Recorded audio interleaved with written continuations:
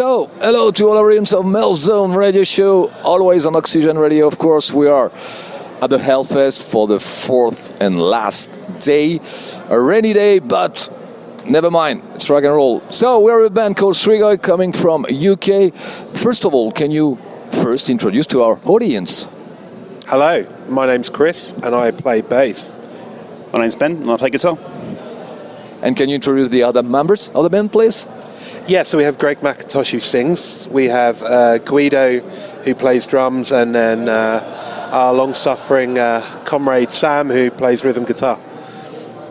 Cool. So you just play a few hours ago.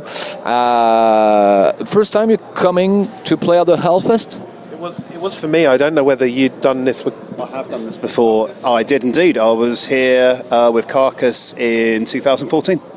And we were clashing with Avenged Sevenfold of all things. So that was an interesting one. But Carcass fans aren't really Avenged Sevenfold fans, so it was a good show. Okay, cool. So for the people who don't know very well the band, can you do a brief history of the genesis of STRIGOI? Right, yeah, that would be a me question, wouldn't it? Well, what happened was I was playing in Greg's other band, Valenfire, and when that came to its natural conclusion, he simply said, should we do a band? And I said, yeah, okay, cool. So it just stemmed from there. I write the lyrics pretty much. He writes the music, and that's what the first record was. That, of course, came out, and then COVID hit, so we wrote the new album Viscera during that period, and then we were given the opportunity to perform it live, so then we needed to flesh out the ranks. We're very fortunate to get Ben, and he came in just before the recording of Viscera, so it was more of a band situation, which was really useful. But yeah, so that's where it came from. It was Valenfire was very much Greg's project, and there were certain reasons as to why that began. With this project, it gives it slightly more scope for... It's still along very much the same principles as to what the songs mean. I've been through exactly the same stuff as Greg, only just a few years after, so it is like Valenfire and it isn't, but it's a beast in its own now. That Viscera, we both felt that the concept had been fully realised, and that was actually what we wanted to do. So yeah, that's a very brief synopsis of what STRIGOI actually is. Okay, it's a brief but a cool history. We know everything. You know everything now.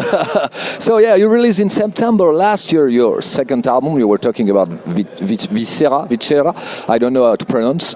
What was the creative process of this album, for this album? Very similar to similar in because the first one was done over email. So actually, the lockdowns, it was very similar. I suppose from my perspective, it was difficult to initially become inspired, because we'd sort of shot our bolt with Abandon All Faith. That was what we wanted to say at that time. So I finished the press in February of that year, and then we're into lockdown. So it was difficult to then... The world completely turned on its head.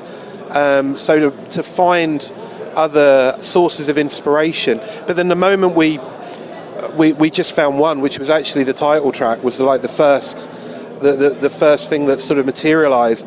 Yeah, then the band-aid was sort of off, and we were back into our mixtape of misery sort of format, and yeah, we ended up with the songs that made it to the album, and also the extra ones. But then, of course, yeah, it wasn't my job to find some players, and actually I will say it, thanks to my wife who recommended Ben, so he joined, and you had like 3 weeks or something, and then you were in the studio with us. Yeah. No, I remember it vividly.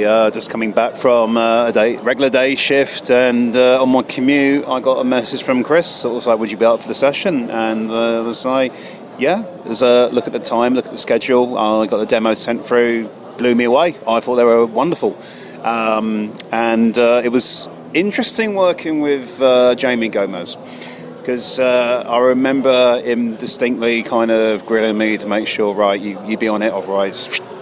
I did my approximation, I think it was 14 songs in 2 days. In 2 days, the whole lot was done. Bish, bash, bosh. And he really got, I mean, you know, it was under a time frame, but I think it really, you know, gave it an edge. And the great thing about Jamie, there's no cutting corners, you know, he really wants to get the best for the material and the song. And there was a few points where whoever, I think the agreement was, whoever could play a certain bit, because there were bits, for example, where I couldn't do it, and Greg has a certain nuance when he plays guitar. And anyone who's a fan of Greg's stuff, they know when he's playing guitar. And I'm playing his material, but Jamie would say, no, this needs that touch of Greg. And I'm like, you know what? I'm actually a fan of his stuff as well. I'm like, I'd like to hear that too. Much to Greg's moaning, but that's all part of it. And it's all for the better. And yeah, it's been killer. So project comes first. Absolutely, with project. All of them, with Gomez, with Kurt Ballou, who mixed it. Everybody that's been involved from beginning to end of both records. The project comes first. What's good? What suits the song? Why put 3 beats when 1 beat has more impact? All those disciplines. We're also not trying to be anybody else. And I know that sounds pompous, or it just legitimately isn't. There's hero worship for sure. Of course there is, because your influences, you wear them on your sleeve. But it was very arduous, but in the best possible way, because they just get the performance out of you. You know, they kick you and hit you and punch you until you get it right, but then it's there forever. So yeah, it was really good.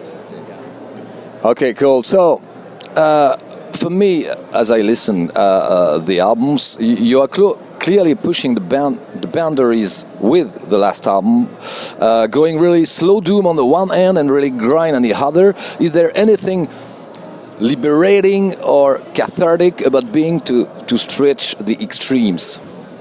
Yeah, that's what I always initially, just quick backstory, a good friend of mine recorded the first ever Valenfire album, so I heard it long before it was released, and from that, what I like most about it is that it was, I now coined the phrase, a mixtape of misery, but it keeps you interesting. Like, I love grindcore, but sometimes you have to be in a certain mood, otherwise, you know, yeah, I mean, if you're going to stick Rotten Sound on, you have to be in the mood to listen to Rotten Sound. A remarkable band, but still. And what really struck me about Valenfire was, well, we've got a death song, then a doom song, then this. I really like that idea. It's got this ebb and flow through an entire record, and I'm an album guy. So that is just an idea that's just continued, because Greg's the same. We just like albums that just do that. There is this ebb and flow, and also the way we work, I send the lyrics first, then Greg writes. So if I've written a particularly aggressive sounding group of lyrics, it may well be a crust punk song. But if it's something that's more protracted, or something that's really heartfelt from my particular locker of trauma, that may well be the doom thing. So that's just how it works, because it works well for us, because otherwise, if you don't have that format, you can paint yourself into a corner where everything's got to be doom or everything's got to be grind, and neither of us want to do it. Thank you for this answer. Looking back at your childhood together, in which musical environment did you grow up? Were there music at home? Did your parents maybe play instruments, etc., etc.? Ben? I want Ben to answer this one first. Okay. Left out. Okay. Well, keeping it into the theme of the metal of heavy, I still remember penning through my mother's vinyl collection, and it was a mixture of anything from Annie Lennox to Grace Jones to Chuck Berry or whatnot, right? But then there was a certain record I found, I pulled it out, and it was a very solemn-looking woman on a lake. It said Black Sabbath. And she said, you haven't heard it? And I said, no. She said, stick it on. Didn't tell me anything about it, just said, stick it on. And of course, you hear the thunder, and then you hear that riff. And it was only until it dulled down, and then you heard Ozzy, what is this? Scared the hell out of me, right? And I actually turned it off. I can't listen to it. But I was curious. So I went back. Okay, there's an appeal here, right? It's like what people have with horror movies. You know, it's as much as it can be horrifying, it's actually very colourful and very, very appealing. And it's a gateway. It's a total gateway thing. And also you got to take in mind for when we grew up, especially in the 90s, you've got the influence of the extreme metal that Earache Records were doing at that time. You've also got the dance scene that was happening around that time. You've got the grunge movement, Britpop, all the LA riots and so forth, you know, the hip-hop and the really aggro hip-hop going on. There's so much stuff.